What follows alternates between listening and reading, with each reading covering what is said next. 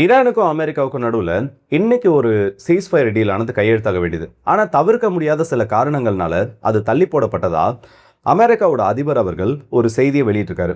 என்ன தவிர்க்க முடியாத காரணம்? இது வரைக்கும் பார்த்தோன்னா ஒரு 20 to 30 முறை வரைக்கும் அமெரிக்காவோட அதிபர் நாங்கள் சீஸ்ஃபயரை நெருங்கிட்டோம், ஈரானோட எப்போ வேணுனாலும் அந்த ஒப்பந்தம் கையெழுத்திடப்படலாம், அமெரிக்காவும் ஈரானும் சேர்ந்து ஸ்ட்ரைட் ஆஃப் ஹோமஸை திறக்க போகிறாங்கன்னு சொல்கிற மாதிரி ஏகப்பட்ட தடவை அவரோட பதிவுகளை போட்டிருக்காரு. ஆனால் இந்த முறை ரொம்ப கான்ஃபிடென்ட்டாக சொல்லியும் இது தள்ளி போகிறதுக்கான காரணங்கள் என்னன்னு தேடுறப்போ வேற ஒன்றும் இல்லை, இஸ்ரேல் பெய்ரூட்டின் மீது நடத்திய தாக்குதல் இதுக்கு காரணமாக சொல்லப்படுது. அப்புறம் என்னப்பா இதே தான் பேட்டர்னா? ட்ரம்ப் அவர்கள் சீஸ்ஃபயரை சைன் பண்ண போகிறோன்னு சொல்கிறதும், இன்னொரு பக்கம் இஸ்ரேல் பெய்ரூட்டை தாக்கி அதை கொலாப்ஸ் பண்ணுறதும் இதே மாதிரி போயிட்டுருக்கேன்னு பார்க்குறப்போ இந்த தடவை அமெரிக்காவை கொஞ்சம் கூட எதிர்பார்க்காம ப்ரீ அனௌன்ஸ்மெண்ட் எதுவுமே இல்லாமல், எப்பவும் ஒரு ஸ்ட்ரைக் நடக்குதுன்னா மினிமம் ஒரு 2 மணி நேரத்துக்கு முன்னாடியாவது சென்ட்ரல் கமாண்ட் கிட்ட இஸ்ரேல் அப்டேட் பண்ணுவாங்களாம். ஆனால் இந்த முறை பிளேன்ஸ் டார்கெட்டை நோக்கி பறக்க தொடங்கினதுக்கு அப்புறமா ஃபார்மாலிட்டிக்காக ஒரு அனௌன்ஸ்மெண்ட்ன்றதை அமெரிக்கா கிட்ட பண்ணியிருக்காங்க. இது 2 நாட்டுக்கு நடுவில் நிறைய பிரச்சனைகளை கொண்டு வந்துட்டு இருக்கு. இது எல்லாத்தையுமே இந்த ஒரு பதிவில் பார்த்துலாம். ஸோ வாங்க வீடியோக்குள்ள போயிடலாம். நான் உங்களை கேட்டாம் புக்ஷாகம் டிபி ட்ரெண்டிங்ஸ்.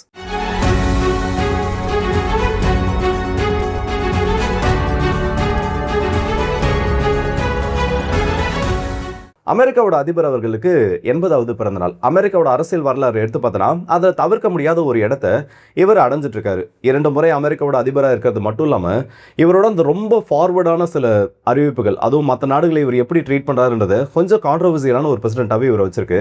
அப்படி இருந்தாலும் அமெரிக்கர்கள் நிறைய நபர்கள், குறிப்பாக சொல்லணும்னா அமெரிக்காவோட ஃபார்மர்ஸ் கம்யூனிட்டியில் ரொம்ப முக்கியமான ஒரு இடத்த பிடிச்சிருக்க அந்த ஓட் பேங்கை வச்சிருக்கக்கூடிய ஒரு தலைவர்னு சொல்லலாம். இப்போ அவரோட பிறந்த நாள் கொண்டாடப்படக்கூடிய அதே நேரத்தில் ஈரான் சீஸ்ஃபயரை எப்படியாச்சும் முடிக்கணுன்றது அவரோட ரொம்ப பெரிய ஒரு திட்டமாக இருக்கு. இப்போ ஈரான் யுத்தத்தை பொறுத்த வரைக்கும் ரொம்ப நாளாக அது டிராக் ஆகிட்டு இருக்கு. அமெரிக்காவே நினைச்சிருக்க மாட்டாங்க, இல்லை இஸ்ரேல் கூட நினைச்சிருக்க மாட்டாங்க இவ்வளோ நாள் ஈரான் சர்வை பண்ணுவாங்க இல்லை திருப்பி அடிப்பாங்கன்றது. ஏன்னா உள்ள நுழைஞ்ச இந்த 2 நாடுகளுமே ரொம்ப மினிமலான டைம்ல ஈரானை காலி பண்ணிட முடியும், இல்லை ஈரானோட ரிசர்வ்ஸை தீர்த்திட முடியும்னு சொல்லி அந்த ஒரு தப்பான கணக்கு போட்டுட்டாங்க.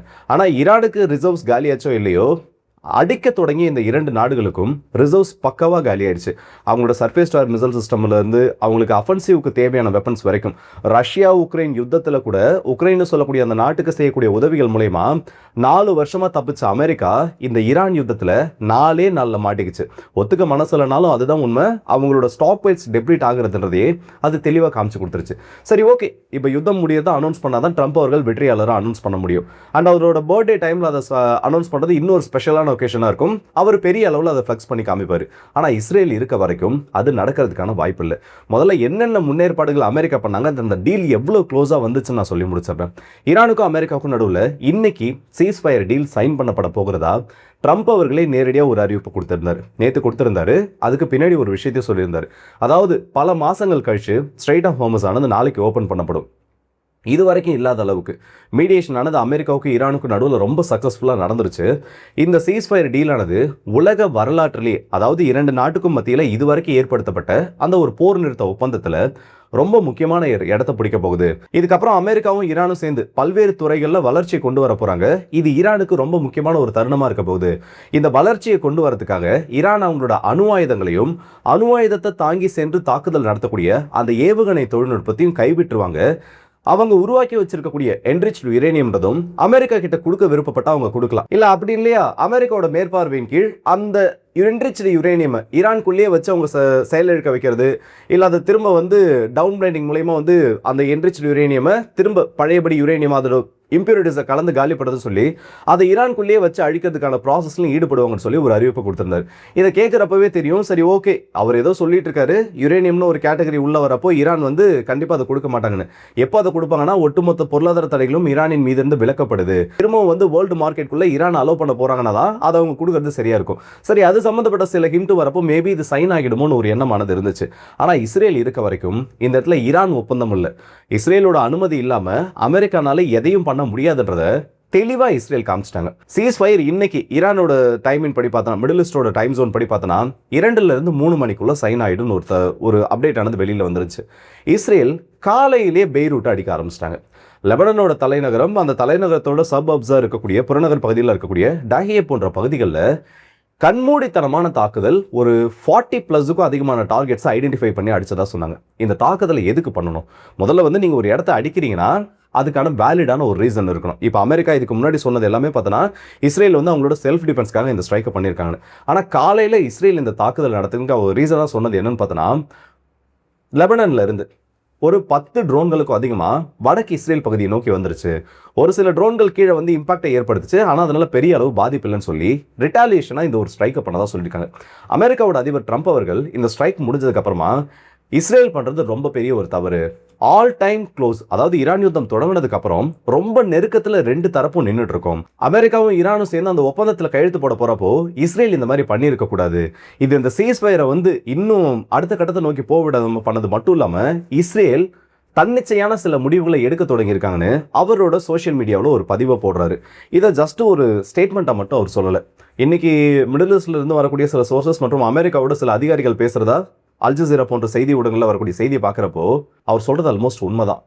சென்ட்ரல் கமாண்ட், யூஎஸோட மிடில் ஈஸ்டோட அந்த சென்ட்ரல் கமாண்ட், அங்கே நடக்கக்கூடிய அத்தனை ஆப்ரேஷன்ஸும் இந்த சென்காமின் மூலயமா அவங்களோட உத்தரவின் பேரில் அவங்களோட மேற்பார்வையின் கீழ் தான் நடக்கும். எப்போவுமே இஸ்ரேல் லெபனனை ஸ்ட்ரைக் பண்ணுறதுக்கு முன்னாடி இல்லை ஈரானை ஸ்ட்ரைக் பண்ணுறதுக்கு முன்னாடியோ அமெரிக்காவோட அசிஸ்டன்ஸ் வேணுன்றதுக்காக, இல்லை அமெரிக்கா கிட்ட இருந்து அந்த இன்டெலிஜென்ஸ் இன்புட், இல்லை அமெரிக்காவும் உள்ள பார்ட்னராக கொண்டு போயிட்டு அடிக்கிறது, இது எல்லாத்துக்குமே சென்ட்ரல் கமாண்ட் கிட்ட அஃபிஷியலாக, அதாவது அவங்க 2 தரப்பும் சேர்ந்து ஒரு பிளானிங்ன்றதை பண்ணுவாங்க, இல்லை அதுக்கான அப்ரூவல்ன்றதை அவங்க கிட்ட வாங்கணும். சரி, ஓகே, நான் அடிக்க போகிறேன், உங்களோட திட்டம் இதில் என்ன, இல்லை நீங்கள் என்ன நினைக்கிறீங்கன்னு. இதை இன்னும் ஓப்பனாக சொல்லணும்னா இஸ்ரேல் வந்து அப்ரூவல் வாங்குறது கிடையாது, அவங்க கிட்ட சொல்லிட்டு ஜஸ்ட் இன்ஃபார்ம் பண்ணிட்டு ஸ்ட்ரைக் பண்ணுவாங்க. இது எவ்வளோ நேரத்துக்கு முன்னாடி நடக்கும்னு பார்த்தோன்னா அட்லீஸ்ட் ஹார்ஸ், ஒரு சில மணி நேரங்களுக்கு முன்னாடி, 2 மணி நேரம் முன்னாடியோ 3 மணி நேரம் முன்னாடியோ.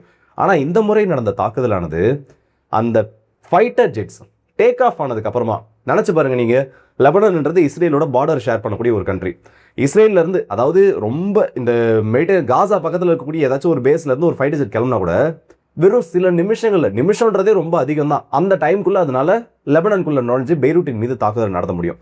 அந்த விமானங்கள் டேக் ஆஃப் ஆனதுக்கு அப்புறமா கர்டசிக்காக ஜஸ்ட் வந்து சும்மா சொல்லணுன்றதுக்காக சென்ட்ரல் கமாண்ட் கிட்ட அறிவிப்புகள் கொடுத்தா சொல்லியிருக்காங்க.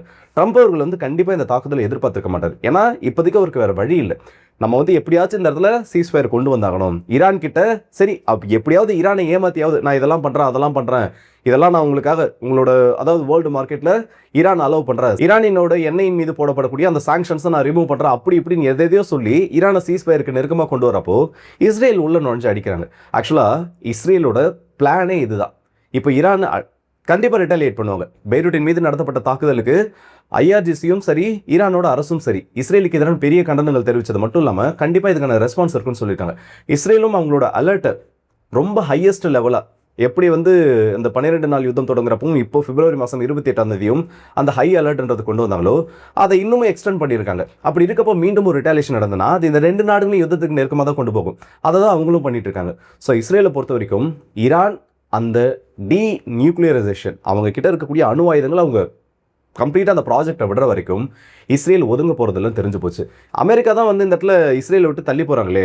ட்ரம்ப் அவர்கள் வந்து ஓப்பனாகவே சொல்கிறாரு, இஸ்ரேல் வந்து இந்த டைம் வந்து அடிச்சிருக்க வேண்டியதுக்கான ஒரு அவசியமே கிடையாது, இஸ்ரேல் வந்து அவங்கள டிஃபெண்ட் பண்ணுறதுக்கான அந்த உரிமை அவங்க கிட்ட இருக்குது. ஆனால் இந்த முறை நடத்திய தாக்குதல் ரொம்ப மினிமலானதுக்கு, யாரோ வந்து கொசு கிடச்சதுக்காக குடிசையே கொடுத்துவாங்க அந்த கதை தான். அப்படி சின்ன ஒரு ஸ்ட்ரைக் நடந்தால் சொல்லிட்டு அதுக்கு ரிட்டாலியேஷன் ஹெவியாக பண்ணியிருக்காங்கன்னு. அப்போ அமெரிக்கா ஹெல்ப் பண்ணாமல் இஸ்ரேல் எப்படி சர்வ் ஆவாங்கன்னு, இஸ்ரேலோட பிளான், இஸ்ரேலோட ஸ்ட்ராட்டஜி, இதெல்லாம் வந்து யாருனாலையுமே கெஸ் பண்ண முடியாது. நீங்கள் வேணால் பாருங்கள், அமெரிக்காவோட அரசியலில் பெரிய ஒரு பூகம்பம் ஏதாச்சும் வரும், ஏதாச்சும் ஒரு ஃபைல் லீக் ஆகிறது, இல்லை ஏதாச்சும் ஒரு முக்கிய தலைவர்கள் பற்றினா ஏதாச்சும் ஒரு விஷயம் வெளியில் வரும். அதுக்கப்புறமா இதே அமெரிக்கா அப்படியே திருப்பி போட்டு என்னென்ன பண்ணுறாங்கன்னு மட்டும் பாருங்கள்.